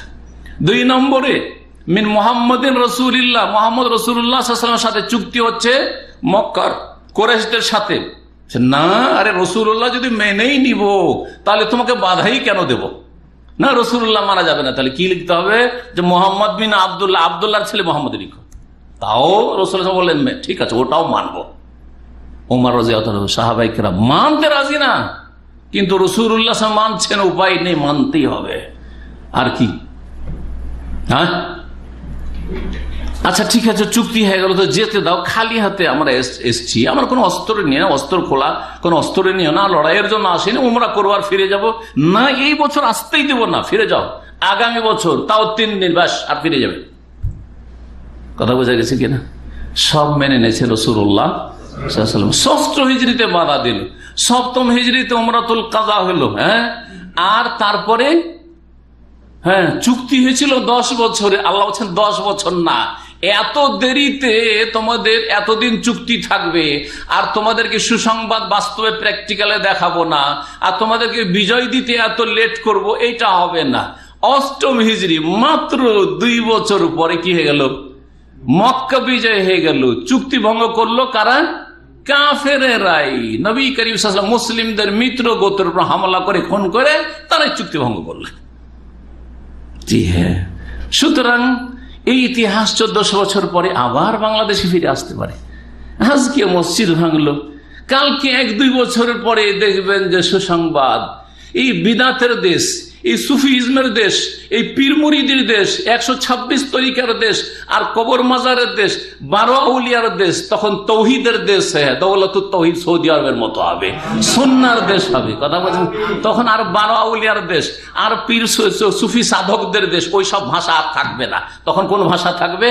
তখন তৌহিদের দেশ, সুন্নাহর দেশ, কোরআন হাদিসের দেশ। এসব কথা ইনশাআল্লাহ তাআলা আসবে। সুসংবাদ নেন। আল্লাহ রাব্বুল আলামিন এই মর্মেই সূরা ফাতহের আয়াত নম্বর 27 ইরশাদ করছেন, লাকাদ সাদাকাল্লাহু রাসূলাহু রুয়া বিল হক লাতাদখুলুনাল মাসজিদাল হারামা ইনশাআল্লাহ আমিনিন। নিরাপদ তোমরা মসজিদে হারামে প্রবেশ করবে। আরে কি হলো, এখন ফিরিয়ে দিলেই কি হলো? খুব শীঘ্রই তোমরা প্রবেশ করবে। মুহাল্লিকিনা রুউসাকুম মুকাসসিরিন লা তাখাফুন ফাআলামা মা লাম তান ফাজাআলা মিন দুনি যালিকা ফাতহান কারীবা। আর খুব নিকটেই কি রেখেছেন আল্লাহ? বিজয় রেখেছেন। ফাজাআলা মিন দুনি যাল, এর পরে আল্লাহ ফাতহুন আসন্ন বিজয় রেখেছেন, ফাতহে করিব আল্লাহ। তারপরে সূরাতুল ফাতহের প্রথম আয়াত, ইন্না ফাতাহনা লাকা ফাতহাম মুবিনা, ফাতহে মুবিন আল্লাহ বললেন এই হুদায়বিয়ার সন্ধিকে। সূরা ইজা জা নাসরুল্লাহ, ইজা জা নাসরুল্লাহ ওয়াল ফাতহু, মক্কা বিজয়ের দিকে আল্লাহ ইঙ্গিত করলেন। আল্লাহ রাব্বুল সূরা সাফের আয়াত নম্বর 13-তে বলছেন, ওখরা তুহিব্বুনাহা, এমন একটা বিষয় রয়েছে হে মুসলিমরা, হে তৌহিদবাদী মুসলিমরা, যেটা খুব তোমরা লাইক করো, পছন্দ করো। সেটা হচ্ছে নাসরুম মিনাল্লাহ, আল্লাহর সাহায্য নেমে আসবে, সবুর করো। আর ওয়াফাতুন করিব, আসন্ন বিজয় রয়েছে। ওয়াবাশশিরিল মুমিনিন, এবং মুমিনদেরকে এই সুসংবাদ শুনিয়ে দাও, মুমিনদেরকে সুসংবাদ শুনিয়ে দাও। আজকে 50 বছর, কিছুদিন আগে 50 বছর বললাম, আর 50 বছর বলার দরকার নেই। আলহামদুলিল্লাহ যে বাংলাদেশের তৌহিদ সুন্নাহর আলহামদুলিল্লাহ অগ্রগতির অবস্থা, তাতে 10 বছর পরে দেখবেন বিশাল একটা পরিবর্তন আসবে। আর মানুষ যেখানে আহলে হাদিস জানতো না, কোরআন হাদিস জানতো না, তৌহিদ নামটা জানতো না, সুন্নাত নাম জানতো না, বিদাতকে সুন্নাত বলতো, শিরকে ধর্ম মনে করতো, আলহামদুলিল্লাহ এখন বুঝতে শিখেছে। যারা বিদাতের পৃষ্ঠপোষক, তারাও আজকাল দলিল তলাশ করা শুরু করেছে, যে দলিলের সামনে কিছু খোঁড়া হইলেও দলিল পেশ করা না হইলে আর এখানে টিকা যাবে না, দলিল পেশ করা অভ্যস্ত হয়েছে, যদিও তাদের খোঁড়া দলিল। আল্লাহ রাব্বুল আরো বলছেন ওখরা লাম তাকদিরু, সূরাতুল ফাতহের আরেকটি আয়াতে বলছেন ওখরা লাম তাকদিরু আলাইহি কাদ আহাতাল্লাহু বিহা। আল্লাহ বলছেন যে আরো একটা তোমাদেরকে গিফট দেব। লাম তাকদিরু আলাইহি, এখন তোমরা পাওনি, তোমাদের এখনো সেই ক্ষমতা হয়নি। কাদ আহাতাল্লাহু বিহা, আল্লাহ সেইটাকে পরিবেষ্টন করে আছে, আল্লাহ নিয়ে আছেন সেটাকে ঘিরে। সেটা হচ্ছে বিজয় আল্লাহ দান করবেন। ওয়া কানা আল্লাহু আলা কুল্লি শাইইন কাদিরা।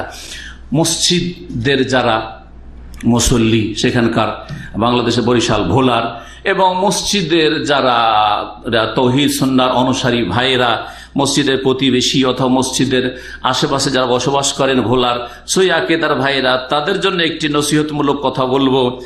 যাদের সাথে আমাদের বিশেষ করে সহি আকিদার সম্পর্ক রয়েছে, দ্বীনের সম্পর্কের সাথে সাথে অতিরিক্ত সম্পর্ক, সুন্নাহর অনুসারে সম্পর্ক রয়েছে, তৌহিদের সম্পর্ক রয়েছে, তাদেরকে নসিহতে এই আয়াতটি বলবো। সূরা আলে ইমরান আয়াত নম্বর 120 আল্লাহ বলছেন ইন তামসাসকুম হাসানাতুন তাসুহুম, যারা কোরআন সুন্নাহর দুশমন, তোমাদের যদি কল্যাণ হয় কিছু ভালো, তাহলে তাদের মন্দ লাগবে, কষ্ট লাগবে, এটা তাদের স্বভাব। ওয়াইন তুসিবকুম সাইয়্যাতুন ইয়াফরাহু বিহা, আর তোমাদের যদি কোনো কষ্ট হয় তাহলে তারা আনন্দিত হবে। এটা হচ্ছে বাতিলপন্থীর স্বভাব। আল্লাহ বলছেন তোমাদের করণীয় কি, করণীয়টা আপনাদেরকে বলছি। ওয়াইন তাসবিরু ওয়া তাত্তাকু লা ইয়াদুররুকুম কাইদুহুম শাইআ, যদি তোমরা সবর করো, ধৈর্য ধারণ করতে হবে। সুতরাং যেসব ভাইদের ওপর এই বিপদ এসছে তাদেরকে বলবো যে আপনারা ধৈর্য ধারণ করেন এবং আল্লাহ ভীরুতা অবলম্বন করে। ধৈর্য ধারণ করার উদ্দেশ্য হচ্ছে যে আপনারা বাড়াবাড়ি করতে যাবেন না। মসজিদ ভেঙেছে, কাউকে পাবেন মেরে দিবেন, কারো সাথে আপনি তর্কে জড়িয়ে যাবেন, কারো সাথে আপনি ঝগড়া বিবাদ করতে লেগে যাবেন, হ্যাঁ এইসব করতে যাবেন না, ঝামেলা বাঁধাইতে যাবেন না বা বাঁধাবার সুযোগ দেবেন না। তারা চেষ্টা করবে আপনার এড়িয়ে যাওয়ার চেষ্টা, ওয়ারি জাহেরিন, এবং আল্লাহকে ভয় করবে, মানে কোন রকমের সীমা লঙ্ঘন, অবিচার করবেন না। যদি সবর এবং তাকওয়া, ধৈর্য ধারণ করেন, আল্লাহ ভীরুতা অবলম্বন করেন, কোন রকমের বাড়াবাড়ি না হয়, লা ইয়াদুররুকুম কাইদুহুম শাইআ, তাদের ষড়যন্ত্র, চক্রান্ত, এইসব পরিকল্পনা কোনো কাজে আসবে না, কোনো ক্ষতি করতে পারবে না। একটি মসজিদ ভাঙে বহু মসজিদ তৈরি হচ্ছে, কুয়েত থেকে সৌদি আরব থেকে বাংলাদেশে হাজার হাজার মসজিদ তৈরি হয়েছে, আর হচ্ছে, আর হতে থাকবে ইনশাআল্লাহ। আল্লাহ যেন তৌফিক দান করেন সবাইদেরকে। আরেকটি কথা বলবো যে কোন জাতির সাথে মতবিরোধ থাকতে পারে, বড় ধরনের মতবিরোধ থাকতে পারে, কাফেরদের সাথে যেমন আছে, মুশরিকদের সাথে আছে, ওই রকম থাকতে পারে, বিদাতীদের সাথে আছে, আর যারা ইসলামের শত্রু তাদের সাথে আছে, তাওহীদ সুন্নাহর শত্রু তাদের সাথে আমাদের মতবিরোধ আছে। কিন্তু তার মানে এই নয় যে তাদের সম্পর্কে আমরা বাড়াবাড়ি করব, অন্যায় কাজ করব। আল্লাহ নিষেধ করেছেন, ওয়ালা ইয়াজরিমান্নাকুম শানাআনু কওমিন আন সাদ্দুকুম আনিল মাসজিদিল হারাম আন তা'তাদু, কোন জাতির সাথে শত্রুতা যেন তোমাদেরকে প্ররোচিত না করে, কি কাজে? সীমা লঙ্ঘন করতে। তারা অন্যায় কাজ করেছে, আমরা অন্যায় কাজ করবো, অন্যায়কে অন্যায় দিয়ে নির্মূল করবো না, না না, ভালো দিয়ে অন্যায়কে দূর করার চেষ্টা করতে। পেশাবকে, পায়খানাকে দূর করতে হবে কি দিয়ে? পানি দিয়ে। পায়খানাকে পেশাব দিয়ে আমরা সাফ করি না। ঠিক তেমনি এরা ওই রকমই নাপাক আকীদার লোক, এদের সাথে আমরা খারাপ আচরণ করব না, ভালো আচরণই করার চেষ্টা করব। শেষখানে বাংলাদেশে যে সহিহ আকীদার জামাতগুলি রয়েছে, সে জমিয়ত আহলে হাদিস হোক, অথবা আহলে হাদিস আন্দোলন হোক, অথবা জামাতে আহলে হাদিস হোক, তাবলীগে ইসলাম হোক, অথবা যে কোনো রকমের আহলে হাদিস সংগঠন হোক, অথবা নিরপেক্ষ আহলে হাদিস সহিহ আকীদার ভাইরা হোক, সকলকে একটি আমার পক্ষ থেকে ক্ষুদ্র নসিহত, কিন্তু কোরআন সুন্নাহর কথা। সেটা হচ্ছে আপনারা এত সংকীর্ণতায় থাকবেন না যে ওই এলাকাতে আমাদের শাখা আছে কিনা, ওরা আমাদের সংগঠনের সাথে জড়িত কিনা, যদি এরকম থাকে তাহলে আমরা সহযোগিতা করব, আর না হলে আমরা আমাদের সাথে, ওরা তো কোনো যোগাযোগ রাখে না, ওদেরকে চিনি না, এইরকম কাজ করবেন না। না হলে আজকে ওদের পালা হয়েছে আর আগামীকালকে আপনাদের পালা আসতে পারে, আর এইরকম ক্ষতি আপনাদের হতেই থাকবে। আর যারা তাওহীদ সুন্নাহর শত্রু তাদের সাহস বেড়ে যাবে, অপরাধ বেড়ে যাবে। সুতরাং আপনাদেরকে সবাইকে এক হতে বলছি এবং কোরআনে কারীমের সেই আয়াত সূরা আনফালের আয়াত নম্বর 72 স্মরণ করিয়ে দিচ্ছি, ওয়াইনিস্তানসারুকুম ফিদ্দীনি ফাআলাইকুম নাসর, দ্বীনের ক্ষেত্রে তোমাদের কাছে সাহায্যের যদি তারা মুখাপেক্ষী হয় আর সাহায্য চাই, প্রয়োজন রয়েছে তাদের, তাহলে ফাআলাইকুমুন নাসর, তোমাদের ওপর সাহায্য করা ফরজ। সুতরাং এই ফরজ দায়িত্ব আপনারা পালন করবেন। এই নয় যে মিছিল করে আমরা পশ্চিমা তরিকায় আমরা অন্যায়ের প্রতিবাদ করার জন্য কাউকে অ্যাডভাইস করব না, বরং সরকারের কাছে আপনাদের আওয়াজ আপনারা পৌঁছাতে পারবেন। সরকারি মহলে আপনাদেরও লোক রয়েছে, প্রশাসনে আপনাদের সহিহ আকীদার বহু লোকেরা রয়েছে, আলহামদুলিল্লাহ, অফিসার আর কর্মকর্তারা, নেতৃস্থানীয় ব্যক্তি রয়েছে, তাদের সাথে যোগাযোগের মাধ্যমে এই অপরাধীদেরকে যাতে করে তাদের উচিত শাস্তি দেওয়া হয়, দৃষ্টান্তমূলক শাস্তি দেওয়া হয়, এবং আগামীতে যেন এইরকম কোন রকমের দুঃসাহসিকতা কেউ দেখাবার ক্ষমতা না পায়, এবং দেশে যাতে করে এটা প্রচার মাধ্যমগুলিতে প্রচার করা হয় যে তাদেরকে এরকম শাস্তি দেওয়া হয়েছে, এবং সেখানে আবার সে মসজিদ নির্মাণ করায়। শুধু মসজিদ নির্মাণ করা বড় কথা নাই, তার আগে মসজিদের নিরাপত্তার জন্য এবং সুরক্ষার জন্য ব্যবস্থা নেওয়া, এবং সেখানে আপনাদের সার্বিক সহযোগিতা কামনা করছি। নবী করিম সাল্লাল্লাহু আলাইহি ওয়াসাল্লামের এই হাদিস সকল স্তরের মানুষকে, আমাদের জামাতে আহলে হাদিসের লোকদেরকেও বলছি, এবং সেখানকার সরকারকেও বলছি, আর সেখানকার হানাফি আলেম সমাজকেও বলছি, উনসুর আখাকা যালিমান আও মাজলুবান। সহিহ বুখারী, নবী করিম সাল্লাল্লাহু আলাইহি ওয়াসাল্লামের এই দিয়ে আলোচনা শেষ করছি। তোমার ভাই জালেম হলেও সাহায্য করো, আর যদি নির্যাতিত মজলুম হয় তবুও সাহায্য করো। মুসলিমের তো সাহায্য করতে হবে, মসজিদ যাদের ভাঙা হয়েছে তাদের তো সাহায্য করতে হবে, এটা তো নবী করিম সাহাবীরা বুঝেছিলেন আর আপনারাও বুঝছেন। কিন্তু জালেমেরও সাহায্য করতে, যারা মসজিদ ভেঙেছে এই অপরাধী, তাদের সাহায্য কি করে করতে হবে? রাসূলুল্লাহ বলেছেন তাকুফুহু আনি যুলমি আও তাহজুজুহু আনি যুলমি, এই জুলম অন্যায় অত্যাচার করে বাধা সৃষ্টি করে যার যেই রকমের ক্ষমতা রয়েছে। সুতরাং যেন এই হাদিসের উপর আমরা সকলে আমল করতে পারি, আল্লাহ যেন তৌফিক দান করেন এবং আল্লাহ রাব্বুল যেন আমাদের হেফাজত করেন, আমাদের সহি আকীদার ভাইদের যে যেখানে রয়েছে বোনেরা রয়েছে তাদের হেফাজত করেন, মসজিদ মাদ্রাসার হেফাজত করেন, তৌহিদ সুন্নাতের হেফাজত করেন এবং শেষখানে রব্বুল আলামিনের কাছে দরখাস্ত করব যে আল্লাহ ওয়া আন্নাল মাসাজিদা লিল্লাহ, মসজিদ আল্লাহ তোমার, সুতরাং মসজিদের হেফাজত তুমি করো। যেমন আব্দুল মুত্তালিব রাসূলুল্লাহ সাল্লাল্লাহু আলাইহি ওয়াসাল্লামের চাচা, রাসূলুল্লাহ দাদা আব্দুল মুত্তালিব কাবায় গিয়ে কাবার গেলাফ ধরে আল্লাহর কাছে দরখাস্ত করেছিলেন আর বলেছেন যে আল্লাহ, এই যদিও মুশরিকেরও দোয়া আল্লাহ কবুল করেছেন, মুশরিক তারপর আল্লাহ দোয়া কবুল করেন, তার নিয়তে সততা ছিল যে মসজিদের হেফাজত হোক, সেই জন্য সে মুশরিকের দোয়া আল্লাহ শুনছেন। দোয়া করেছিলেন সে যে আল্লাহ তোমার মসজিদের হেফাজত এতদিন করেছিলাম, খেদমত করেছিলাম, আর মসজিদকে রক্ষা করার ক্ষমতা নেই আবরাহার সামনে, সুতরাং তোমার মসজিদে হারাম তুমি সামিলা নাও, আমরা এখন গেলাম। আর তারপরে নিজের গবাদি পশু সবকিছু নিয়ে, জানটান নিয়ে, নর নারী সব পাহাড়ে গিয়ে সব লুকিয়ে গিয়েছিল ভয়ে, কিন্তু আল্লাহ রাব্বুল আলামিন সাহায্য নেমে এসেছিল। আরসালা আলাইহিম তায়রান আবাবিল। সুতরাং আল্লাহ রাব্বুর কাছে দরখাস্ত করছি আল্লাহ যেন আমাদের হেফাজত করেন, আমাদের মসজিদের হেফাজত করেন, আমাদের দ্বীনি প্রতিষ্ঠানগুলির হেফাজত করেন, আমাদের দাওয়াতের আল্লাহ হেফাজত করেন। আর যত রকমের বদনজর রয়েছে, যে কোনো বদনজর হোক না কেন, আল্লাহ সমস্ত বদনজরকে যেন ধূলিসাৎ করেন। আর আমাদের ক্ষয়ক্ষতির জন্য যারা অসৎ নিয়ত রাখে, আল্লাহ যেন তাদের ক্ষয়ক্ষতি করেন এবং তাদের সর্বনাশ করেন।